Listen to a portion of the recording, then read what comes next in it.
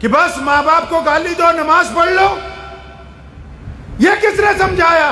وہ دھرم ہی نہیں، وہ مذہب ہی نہیں اترا، ابھی دل میں اترا ہی نہیں ہے۔ اس مسجد میں جا رہے ہیں اور آرام سے نماز پڑھ رہے ہیں، گھر میں ماں باپ رو رہے ہیں۔ اللہ اکبر۔ تو میں عرض یہ کر رہا تھا کہ یہ نماز جو ہے ہمیں پڑھنے کا حکم دے دیا، کیوں دے دیا؟ اب کیونکہ پڑھنا نہیں ہے، لکھنا نہیں ہے، قرآن مردے بخشوانے کے لیے رکھ لیا۔ اس قرآن میں لکھا ہے کہ ہم نے نماز اس لیے پڑھنے کا حکم دیا تاکہ آپ متقی بن جائیں۔ کیا بن جائیں جی؟ او بولو، کیا بن جائیں؟ متقی کس کو کہتے ہیں جی؟ اچھے آدمی کو۔ کس کو کہتے ہیں؟ اچھا آدمی کون ہے؟ جس کے کپڑے اچھے ہیں؟ نہیں،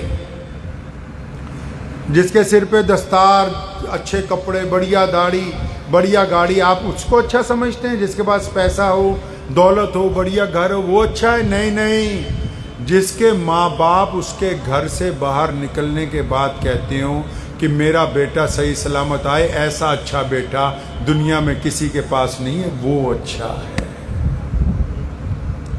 آپ اچھا کس کو کہتے ہیں؟ جو رات کو 2 بجے تک یار دوستوں کے ساتھ گپے مارتا ہو، سڑک کے نکڑ پہ کھڑا ہو کے یاری نبھانے کے لیے کچھ بھی کرنے کی قسم کھاتا ہو، یا جو اپنی بیوی اور بچوں کے ساتھ وفاداری نبھاتا ہو، آپ کے نزدیک اچھا کون ہے؟ آپ نے اچھا کس کو سمجھا ہے؟ آپ نے اچھا کس کو سمجھا؟ وہ بیوی جو صبح شام گھر میں فساد برپا کر دیتی ہو، یا گھر سے باہر سے آئے ہوئے پریشان حال خامد کو بار بار حوصلہ دیتی ہو کہ نہیں، ہم ان پریشانیوں کو شکست دے کے آگے بڑھیں گے، ایک دن آئے گا جب ہم کامیابی کی سیڑھی پر پیر رکھیں گے۔ آپ اچھا کس کو کہتے ہیں؟ جس کا پڑوسی اس انتظار میں دروازے پہ بیٹھتا ہے کہ بھائی صاحب آئیں گے تو سلام دعا کر کے اندر جاتے ہیں، یا جس کا پڑوسی دروازہ بند کر لیتا ہے کہ یہ مصیبت گزر جائے تو دروازہ کھولوں، آپ اچھا کس کو کہتے ہیں؟ آپ کو یہ تو پتہ لگ گیا کہ نماز پڑھنے کے لیے وضو ضروری ہے، نماز پڑھنے کے لیے قبلے کی طرف منہ کرنا ضروری ہے، نماز پڑھنے کے لیے امام کے پیچھے کھڑے ہونا ضروری ہے، نماز پڑھنے کے لیے ماں باپ کا کہنا ماننا ضروری نہیں۔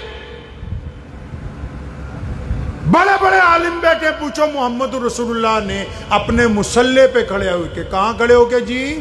مصلی پہ کھڑے ہو کے فرمایا، اپنے صحابہ کی طرف دیکھا، رسول اللہ صلی اللہ علیہ وسلم کی آنکھوں میں آنسو آ گئے، فرمایا بلال اگر اقامت کہہ دے، اور فرمایا میرے صحابہ اگر میری ماں زندہ ہوتی اور وہ مجھے آواز مارتی، میں نماز کے لیے مصلی پہ آ جاتا، وہ مجھے کہتی محمد، تو فرمایا میں نماز چھوڑ کے اپنی ماں کے پاس جاتا۔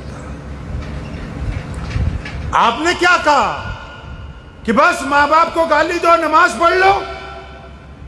یہ کس نے سمجھایا؟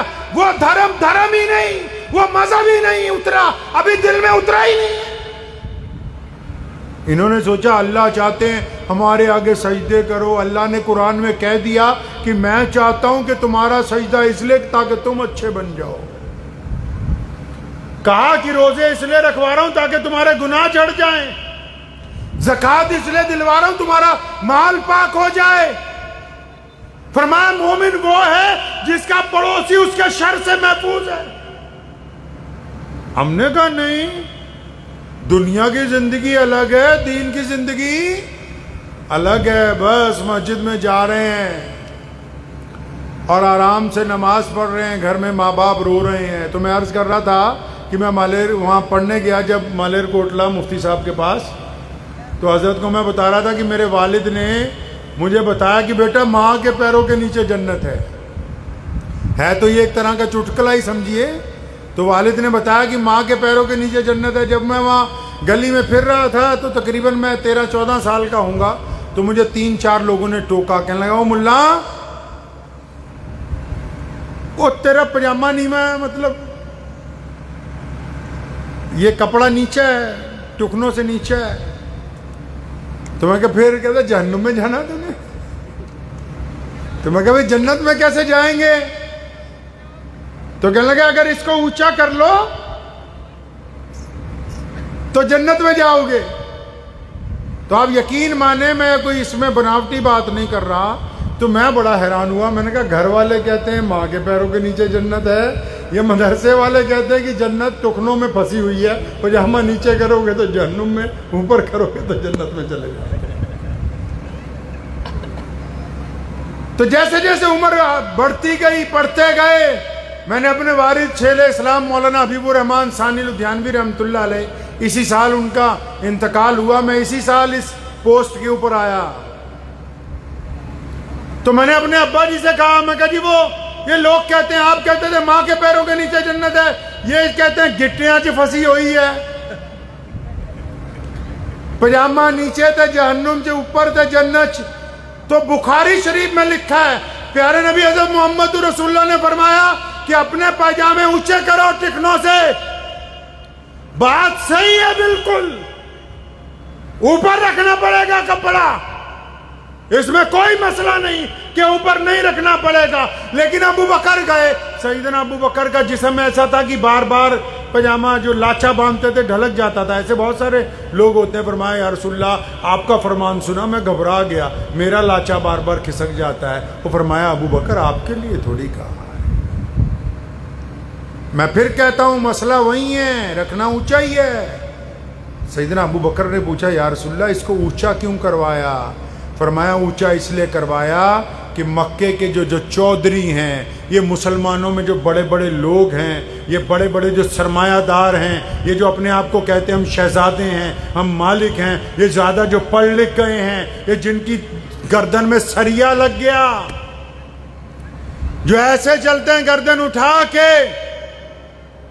فرمایا جو اپنے ماں باپ کی عزت نہیں کرتے, جو بیوی کے منہ پہ تھپڑ مارتے ہیں, جن کے بچے ان سے ڈرتے ہیں, جن کا پڑوسی ان سے خوفزدہ رہتا ہے, جو غریب کے سلام کا جواب نہیں دیتے, جو مظلوم کی مدد نہیں کرتے, جو غریب کے منہ میں لقمہ نہیں ڈالتے, جو کسی ننگے کو کپڑا نہیں دے سکتے, جو کسی پیاسے کو پانی نہیں پلا سکتے. فرمایا یہ اس لیے اونچا کیا تاکہ ان کی گردن جھک جائے, شرم آ جائے, حیا آ جائے. پتہ لگا کہ یہ اونچا کپڑا اس لیے کرنے کا حکم دیا کہ ہمارے اندر جو اکڑ ہے وہ کم ہو جائے. تو جب مجھے یہ پوری بات پتہ لگی, پتہ تو 10-15 سال میں جا کے لگی, تو پھر میں نے تقریروں میں لوگوں کو کہنے شروع کیا, میں کہ اگر کسی کا پاجامہ ٹخنوں سے اونچا ہو اور وہ ماں باپ کی عزت نہ کرتا ہو,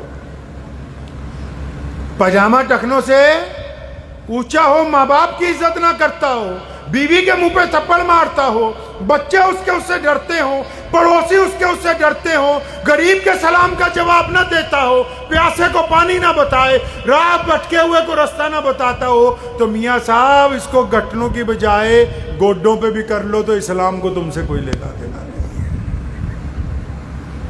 کیوں؟ کیونکہ روح قتل کر دی. کوئی بھی چیز کب تک زندہ ہے؟ ہم کب تک زندہ ہیں؟ پیڑ پودے کب تک زندہ ہیں؟ جب تک ان کو آکسیجن مل رہی ہے. ہم تب تک بول رہے ہیں نا جب تک ہمارے پاس زندگی ہے. اور اگر بیچ میں سے روح نکل جائے, لوگ بندے کو 1 گھنٹہ نہیں رکھتے, کہتے چلو دفنا کے آؤ. اگر اسلام کی روح بیچ میں سے نکل گئی تو پھر اسلام ہمارے پاس باقی کہاں بچے گا بھائی؟ اس لیے فتووں کے ساتھ ضروری ہے اس کی روح کو زندہ رکھنا. اب نماز کی روح کیا ہے جی؟ نماز کی روح اللہ کی رضامندی. اور اللہ کیسے راضی ہوتے ہیں؟ کسی نے پوچھا ہی نہیں جا کے اللہ سے کہ اللہ آپ کیسے راضی ہوگے. پوچھ تو سکتے تھے, مولانا یونس صاحب موجود تھے, مفتی عارف صاحب بھی ہیں, آرام سے پوچھ سکتے تھے اللہ ہم سے کیسے راضی ہو. پوچھا ہی نہیں, ہم نماز پڑھ رہے ہیں. اور نماز بھی ایسی, کئی تو سلام پھیرتے ہی پہلے دائیں بائیں دیکھتے بھی آج کون کون آیا کون کون نہیں آیا. میں تونوں رجسٹر پڑھاتا ہوئی حاضری لا کے رکھی ہو, رجسٹر پکڑا دیا تمہیں. تم طے کرو گے کہ کون نماز میں آگے موجود تھا کون نہیں تھا. جن کی اپنی نماز نہیں ہوتی, جن کو استنجا کرنا نہیں آتا, وہ امام کو پوچھتے ہیں ضالین پڑھی کہ جی دالین پڑھی. جن کو یہ پتہ ہی نہیں کہ نماز ہوتی کیا ہے, نماز پڑھنی کیوں ہے. آؤ چلے محمد رسول اللہ سے پوچھتے ہیں یا رسول اللہ نماز کیوں پڑھنی ہے. اللہ کے رسول بتاتے ہیں، قرآن پاک بتاتا ہے، فرمایا جو نماز پڑھتا ہے اس میں فرق ہوتا ہے نمازی اور غیر نمازی میں۔ یا رسول اللہ کیا فرق ہوتا ہے؟ فرمایا نمازی جو ہے گنہگار نہیں ہوتا۔ اور بندہ نماز بھی پڑھے جھوٹ بھی بولے، نماز بھی پڑھے ٹھگی بھی کرے، نماز بھی پڑھے بے ایمانی بھی کرے، بلے شاہ نے کیا نا، نماز بھی نیتی جانے ہو ٹھگی بھی کیتی جانے ہو، کی کیتی جانے ہو۔ انہوں نے سوچا نماز کا ہماری زندگی سے کوئی لینا دینا نہیں، یہ بیوقوف ہے ایسا سوچنے والے لوگ۔ اللہ نے نماز فرض اسی لیے کی ہے کہ آپ اچھے بن جائیں۔ کن کے لیے اچھے؟ پہلی 4 کیٹیگریاں سنو کن کے لیے اچھا بننا ہے۔ کئی لوگوں کے لیے بڑے اچھے ہیں، پتہ ہے آپ کو؟